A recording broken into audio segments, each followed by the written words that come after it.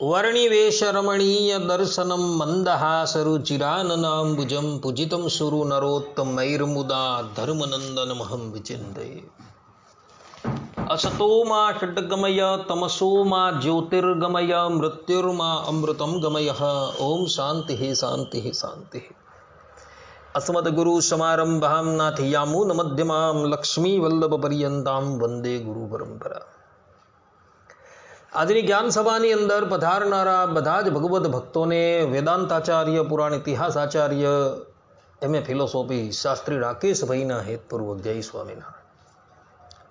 ભક્તો, આજની આ જ્ઞાન સભાની અંદર આપણે બધા ભગવાન સ્વામિનારાયણે લખેલી શિક્ષાપત્રીના 136મા શ્લોકની સ્પષ્ટતા શ્રવણ કરશું। તો બધા જ શ્રોતાગણો આ પ્રવચન એકાગ્ર મને કરીને શ્રવણ કરે અને ગ્રહસ્થ હરિભક્તો એને આત્મસાત કરી લે। તો ભગવાન સ્વામિનારાયણ શિક્ષાપત્રીના 136મા શ્લોકની અંદર કહે છે કે માતા સ્વસ્રા દુહિત્રાવા વિજને તુ વયસ્થયા અનાપદી ન તૈહિ સ્વયં કાર્યમ દાનમ ન યોષિતઃ। અર્થાત કે તે ગ્રહસ્થ આશ્રમી પુરુષ તેમણે યુવા અવસ્થાએ યુક્ત એવી જે પોતાની મા, બહેન અને દીકરી તે સંગાદે પણ આપતકાળ વિના એકાંત સ્થળને વિશે ન રહેવું અને પોતાની સ્ત્રીનું દાન કોઈને ન કરવું। આ પ્રમાણે ભગવાન સ્વામિનારાયણે પોતાના સમસ્ત આશ્રિતોને આજ્ઞા કરેલી છે। કહેવાનું તાત્પર્ય એ છે કે પોતાની માતા કે બહેન કે દીકરી યુવા વયમાં વર્તતી હોય તે સંગાથે એકાંત સ્થળમાં આપતકાળ વિના અર્થાત કે આવશ્યક થકી અન્ય પ્રસંગમાં ન જ રહેવું જોઈએ। કારણ કે ઇન્દ્રિયો બળવાન હોવાથી મનને બળાત હરે છે અને હરાયેલા પણ તે મન દ્વારા એ ન કરવા યોગ્ય કાર્યને કરતા વિચાર નથી કરતો। શ્રીમદ ભાગવતના 9મા સ્કંદના 19મા અધ્યાયના 17મા શ્લોકની અંદર પણ કહ્યું છે કે માતા સ્વસ્રા દુહિત્રાવા ના વિવેકતા શતો ભવેત બલવાન ઇન્દ્રિય ગ્રામો વિદ્વાંસમપી કરશતી। અર્થાત કે માતા ભગીની એટલે કે બહેન અને પુત્રીની સાથે એકાંત સ્થળમાં રહેવું નહીં, કારણ કે ઇન્દ્રિયો બળવાન છે તેથી વિદ્વાનોને પણ મોહિત કરી નાખે છે। આ સંબંધની અંદર ઇતિહાસ અને પુરાણની અંદર કેટલાક દ્રષ્ટાંતો છે એ અવલોકન કરવા યોગ્ય છે। સર્વપ્રથમ દ્રષ્ટાંત ભગવાન શ્રી કૃષ્ણના પુત્ર શાંબનું છે કે જે પોતાની ઓરમાન માતાઓની અંદર આસક્ત થયો હતો। મહાભારત, કુર્મ પુરાણ અને વરાહ પુરાણની અંદર આ પ્રસંગનો ઉલ્લેખ કરતા ભગવાન વેદવ્યાસજી કહે છે કે એક સમયની વાત હતી, ભગવાન શ્રી કૃષ્ણની પત્રાણી જાંબુવતીના આગ્રહથી ભગવાન શ્રી કૃષ્ણ જાંબુવતીને શ્રેષ્ઠ પુત્રની પ્રાપ્તિ થાય એને અર્થે તપસ્યા કરવા ગંધમાદન પર્વત પર જાય છે અને ત્યાં ઉપમન્યુ થકી શિવ મંત્રની દીક્ષા લઈ ભગવાન શ્રી કૃષ્ણ ભગવાન શંકરની આરાધનામાં તત્પર થઈ જાય છે। 12 વર્ષ પર્યંત લાગ લગાડ ભગવાન શંકરની આરાધના કર્યા બાદ ભોળાનાથ ભગવાન શ્રી કૃષ્ણને દર્શન આપે છે ત્યારે ભગવાન શ્રી કૃષ્ણ એમની પાસે એક સર્વશ્રેષ્ઠ પુત્રની માંગણી કરે છે।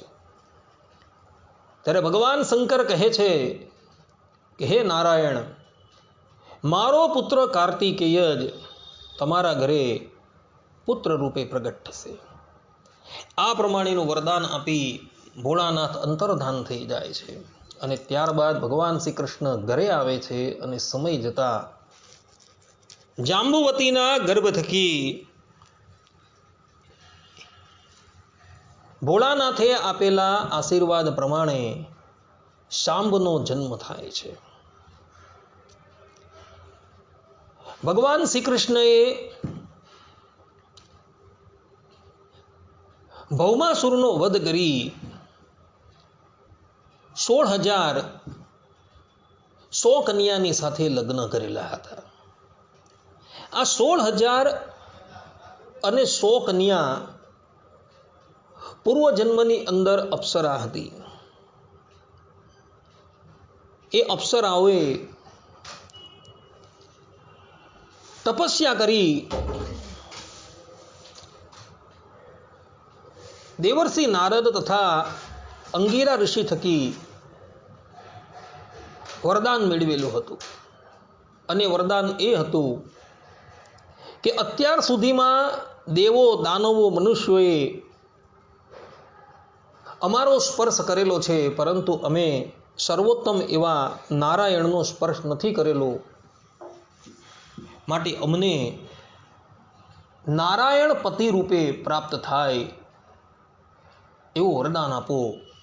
અને એની તપસ્યાથી પ્રસન્ન થઈને દેવર્ષિ નારદે તથા અંગિરા ઋષિએ એઓને એ વરદાન આપેલો હતો. તે મુજબ આ 16,100 અપ્સરા ધરાતલની ઉપર પ્રગટ થઈ હતી. તે વખતે ધરાતલ પર ભૌમાસુર, જેનું અપર નામ નરકાસુર છે, એનો આતંક હતો. અને એ કામ પિશાચે આ બધી જ કન્યાઓનું એક પછી એક અપહરણ કરી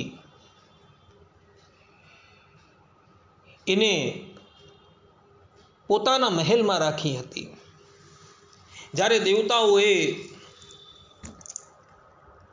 નરકાસુરની બધી જ કરતૂત ભગવાન શ્રી કૃષ્ણને કહી સંભળાવી, ત્યારે ભગવાન શ્રી કૃષ્ણ એ નરકાસુરનો ઉદ્ધાર કરવાને અર્થે પ્રાગ જ્યોતિષપુર જાય છે.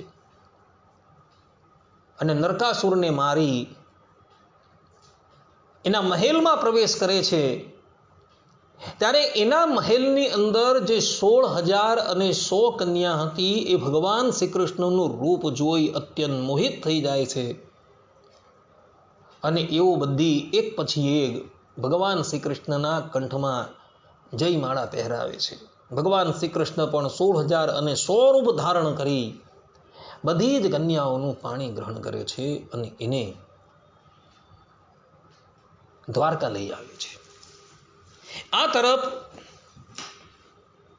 જાંબુવતીના ઘરે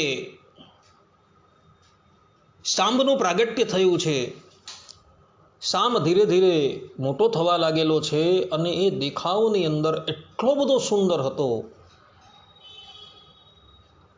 કે જેની કોઈ વાત નહીં. પેલી 16,100 કન્યા જે જન્માંતરની અંદર અપ્સરા હતી એ શાંબનું રૂપ જોઈને એના પર મોહિત થઈ જાય છે. અને શાંબ પણ પોતાની સૌતેલી માતાની ઉપર આસક્ત થઈ જાય છે. દેવર્ષિ નારદને એમની આ કરતૂતની જાણ થાય છે.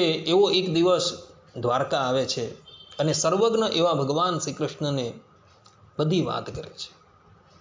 ભગવાન શ્રી કૃષ્ણ સર્વ અંતર્યામી છે, બધું જ જાણતા હોય છે, પરંતુ એવો મનુષ્ય લીલા કરતા થકા દેવર્ષિને કહે છે કે દેવર્ષિ, આની અંદર સત્ય શું છે એ આપ સાબિત કરીને બતાવો તો હું માનું. દેવર્ષિ નારદ કહે છે કે પ્રભુ, આપ સર્વપ્રથમ તો 16,100 સિંહાસનની વ્યવસ્થા કરો અને પછી તમારી 16,100 પત્નીઓને અહીં બોલાવો.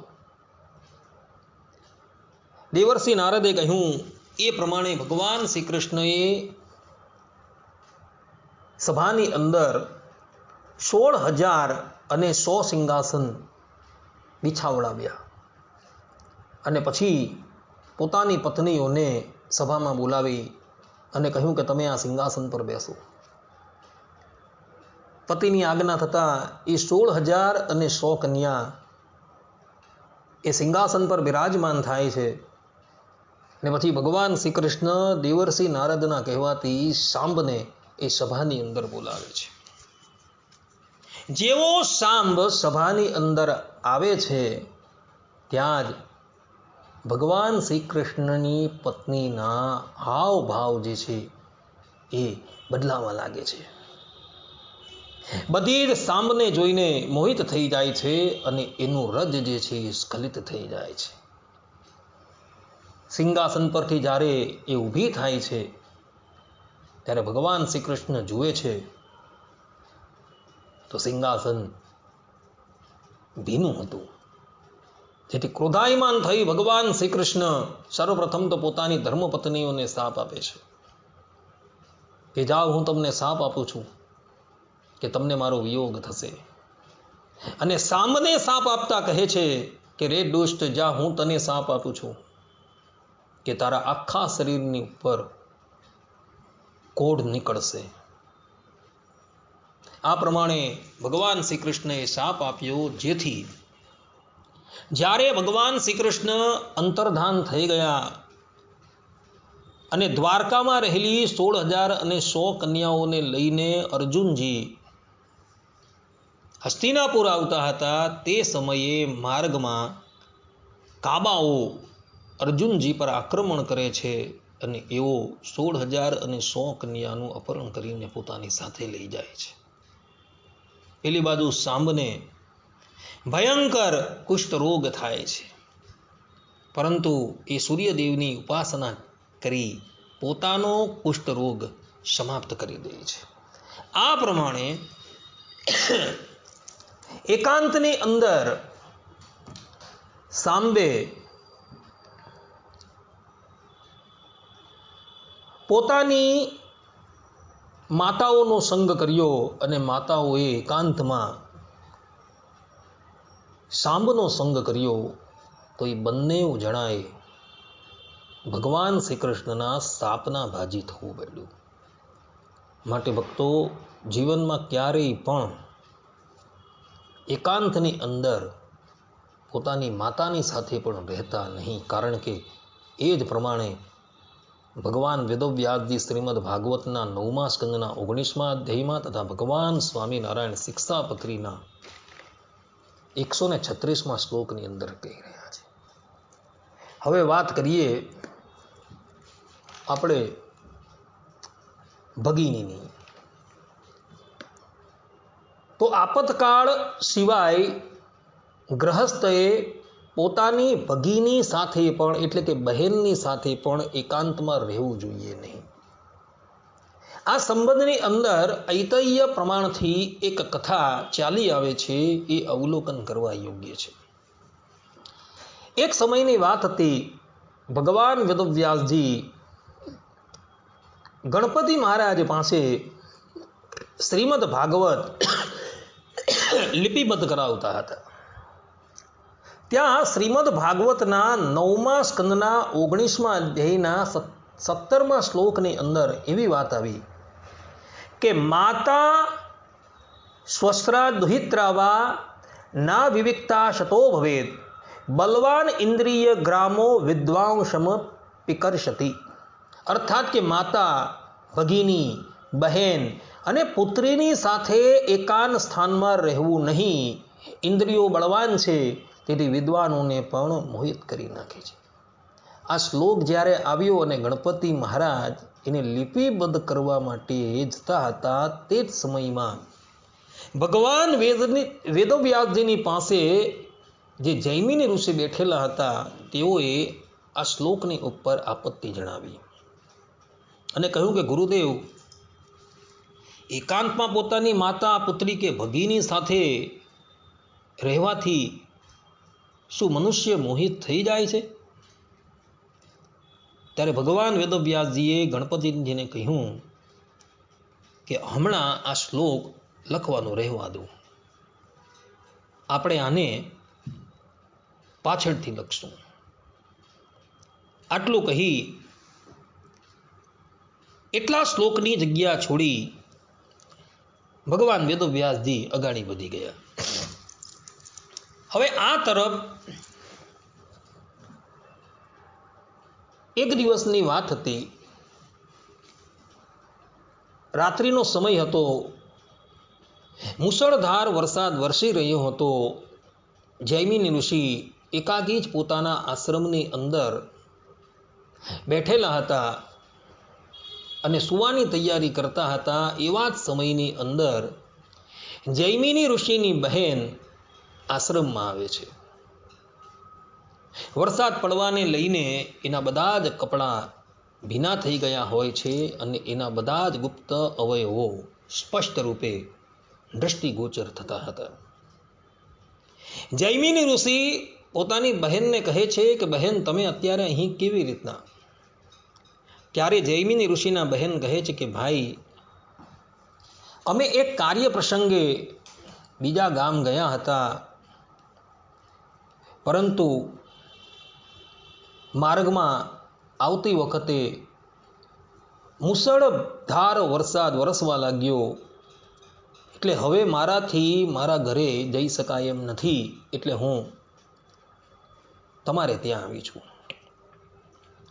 જૈમિન ઋષિ કહે છે કે ભલે બહેન, તું એક કામ કર, આશ્રમની અંદર જા અને ત્યાં સૂઈ જજે, હું બહાર સૂઈ જાઉં છું. આટલું કહી જૈમિન ઋષિએ પોતાની બહેનને આશરો આપેલો છે. આ તરફ રાત્રિ વ્યતીત થવા લાગી, પરંતુ જૈમિની ઋષિને નિદ્રા નથી આવતી. વારે વારે પેલું દ્રશ્ય જે છે એ એની સન્મુખ ઉપસ્થિત થઈ જાય છે.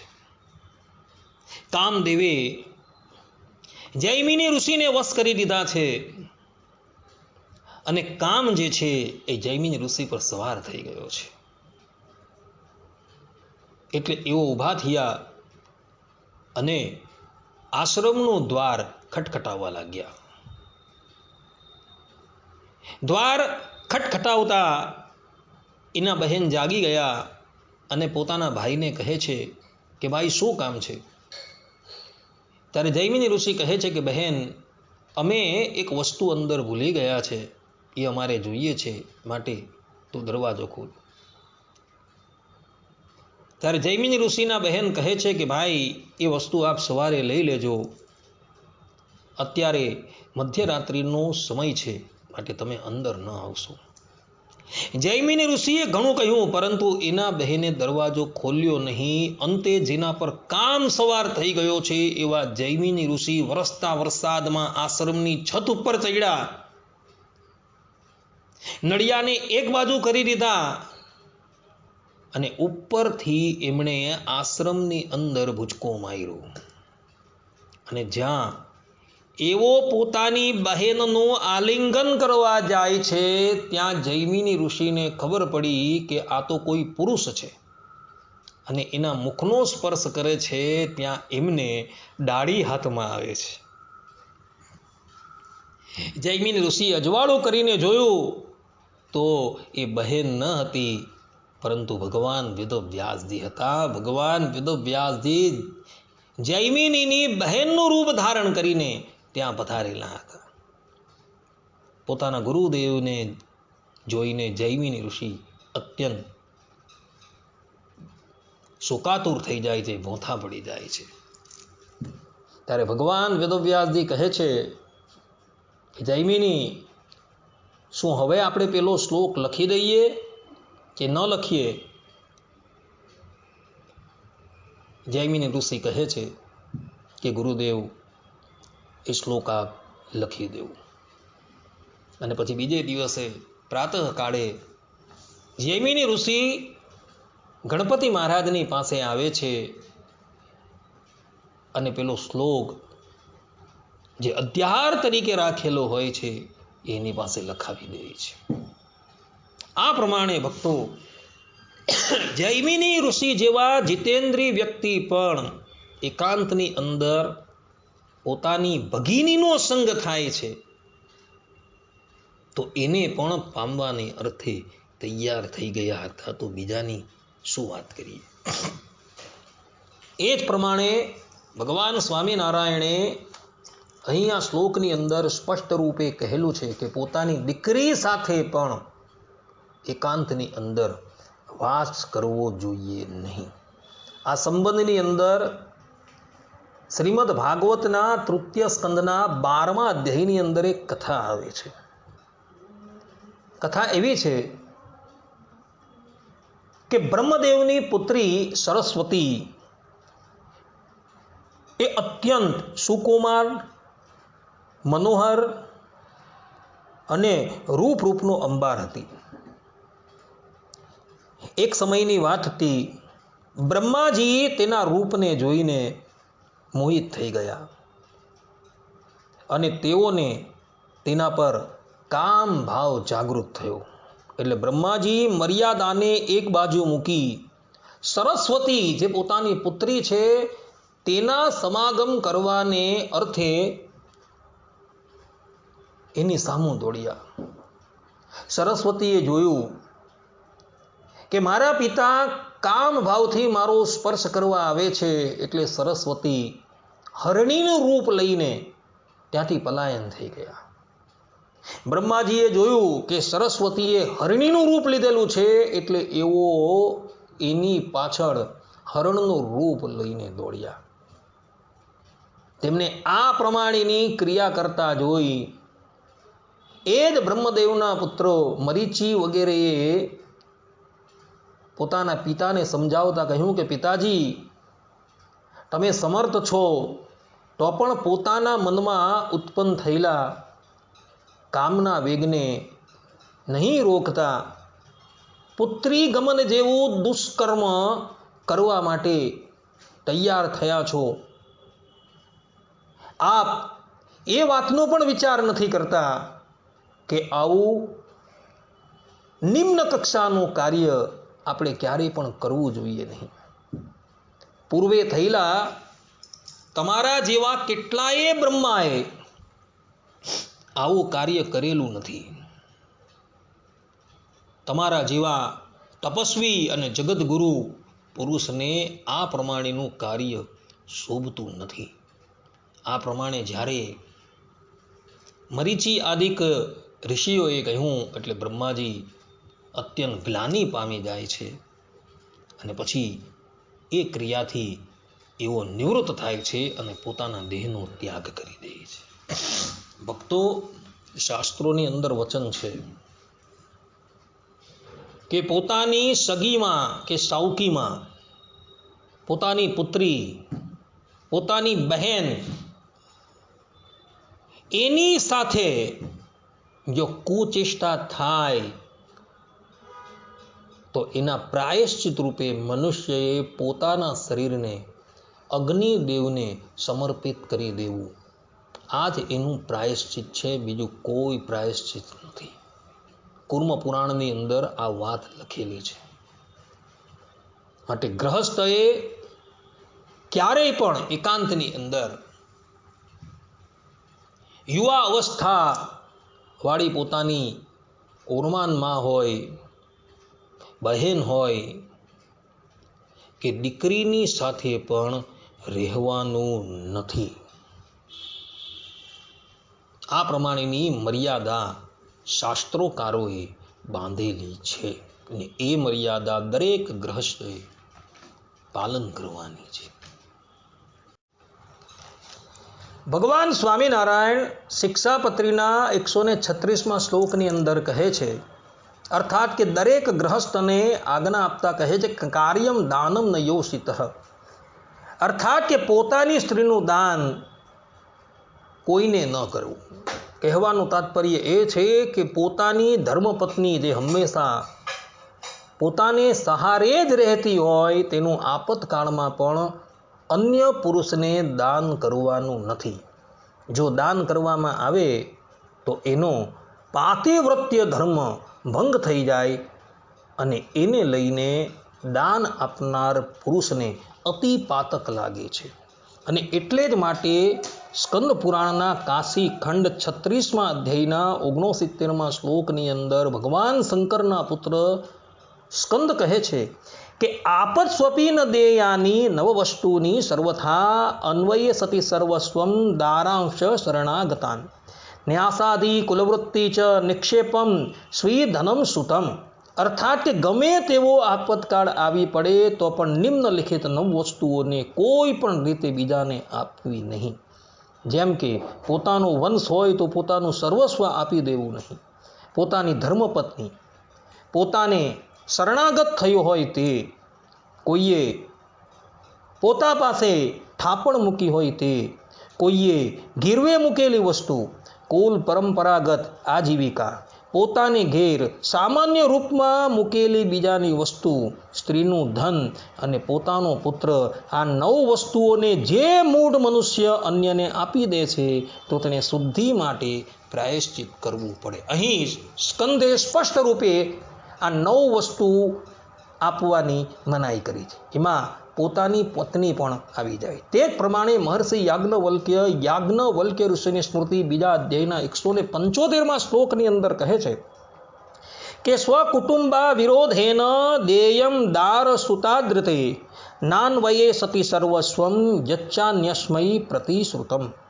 અર્થાત કે પોતાના કુટુંબમાં વિરોધ ક્લેશ ન થાય તે રીતે પોતાનું ધન દાનમાં આપવું, પરંતુ પોતાની ધર્મપત્નીનું અને પુત્રનું દાન ન કરવું. પોતાનો વંશ હોય તો સર્વસ્વનું દાન ન કરવું, અને જે દાન કોઈને આપવાનું કહ્યું હોય તે કોઈ અન્યને ન આપવું જોઈએ. આ પ્રમાણે મહર્ષિ યાજ્ઞવલ્ક્યએ પણ પોતાની ધર્મપત્નીનું દાન કરવાની સ્પષ્ટ રૂપે મનાઈ કરેલી છે. આ સંદર્ભની અંદર ભગવાન સ્વામિનારાયણના જીવનની અંદર એક ઘટના બનેલી હતી, એ અવલોકન કરવા જેવી છે. સ્વામિનારાયણ સંપ્રદાયના એક પ્રબંધ એવા હરિચરિત્ર ચિંતામણી ભાગ 1 વાર્તા 48ની અંદર એક પ્રસંગ આવે છે. પ્રસંગ એવો છે કે એક સમયની વાત હતી. રામ પ્રતાપભાઈ પોતાના ભાઈ ઘનશ્યામને સાથે લઈ અયોધ્યામાં આવેલી સ્વર્ગદ્વારીમાં લક્ષ્મણ ઘાટે સ્નાન કરવા માટે ગયા હતા. તે સમયે ત્યાં ત્રિકમગઢના રાજા સ્નાન કરવા આવેલા. તેઓએ પોતાના પુરોહિતે કહ્યા પ્રમાણે વિધિવત રીતે સ્નાન કર્યું અને પછી એ પુરોહિતને પોતાની ભાર્યા એટલે કે રાણી દાનમાં આપી દીધી. પુરોહિતને રાણી દાનમાં પ્રાપ્ત થઈ એટલે એવો એ દાન લઈને પોતાના ઉતારે આવ્યા. હવે રાણી વગરના રાજા જે છે એ તો આકુળ વ્યાકુળ થવા લાગ્યા, એટલે એણે પોતાના એક સેવકને 1000 રૂપિયા લઈને પુરોહિતની પાસે મોકલી. એ જમાનામાં 1000 એટલે બહુ મોટી રકમ કહેવાતી. સેવક પુરોહિતની પાસે આવ્યો અને પુરોહિત પ્રત્યે બોલ્યો કે રાજાજીએ તમારે માટે 1000 રૂપિયા મોકલેલા છે, એ 1000 રૂપિયા લેવ અને રાણીને પરત કરો. ત્યારે પેલા પુરોહિતે કહ્યું કે એ તો બને નહીં, દાનમાં આપેલી વસ્તુ અમે પાછી નથી આપતા. આ પ્રમાણે જ્યારે પુરોહિતે કહ્યું એટલે પેલો સેવક પુનઃ રાજાની પાસે આવ્યો.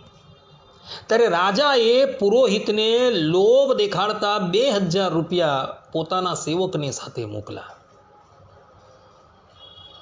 એટલે પેલો સેવક 2000 રૂપિયા લઈને પુરોહિતની પાસે આવ્યો. ત્યારે પેલો પુરોહિત કહે છે કે 2000ની ક્યાં વાત કરો છો, 1 કરોડ રૂપિયા પણ જો તમે આપશો ને તો પણ તમારી રાણી હું પરત કરીશ નહીં.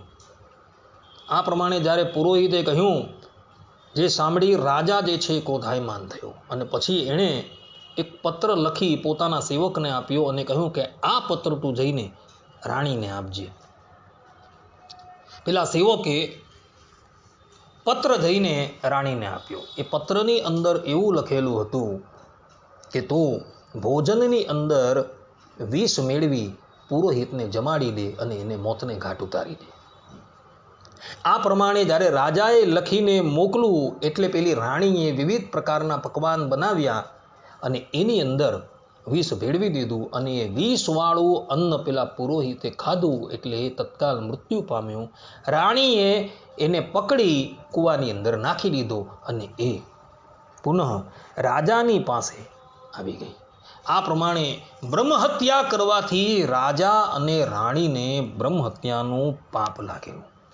ભગવાન સ્વામિનારાયણે આ ઘટના પોતાની નજર સમક્ષ જોઈ હતી અને એટલે માટે જ્યારે એઓએ શિક્ષાપત્રી લખી ત્યારે એઓએ આ શિક્ષાપત્રીના 136મા શ્લોકની અંદર દરેક ગ્રહસ્થને આજ્ઞા આપતા કહ્યું કે અમારા સત્સંગી કોઈએ પોતાની સ્ત્રીનું દાન કરવું નહીં. આ પ્રમાણેની આજ્ઞા ભગવાને આપેલી. માટે દરેક ગ્રહસ્થએ આ વાત જે છે એ આત્મસાત કરવાની છે. કોઈ પણ ગ્રહસ્થએ પોતાની ભાર્યાનું દાન કરવાનું નથી. જો દાન કરશો તો જે પ્રમાણે સ્કંદ પુરાણમાં સ્કંદે કહ્યું છે તે પ્રમાણે તમારે પ્રાયશ્ચિતના ભાજી થવું પડશે. માટે દરેક ગ્રહસ્થો આ વાત જે છે એ આત્મસાત કરીને રાખી મૂકે. આટલું કહીને હું મારા પ્રવચનને વિરામ આપું છું. સર્વે સંતુ નિરામયઃ, સર્વે સુખીનો ભવંતુ, સર્વે ભદ્રાણિ પશ્યન્તુ, મા કશ્ચિદ દુઃખ ભાગ ભવેત અસ્તુ. જય સ્વામિનારાયણ.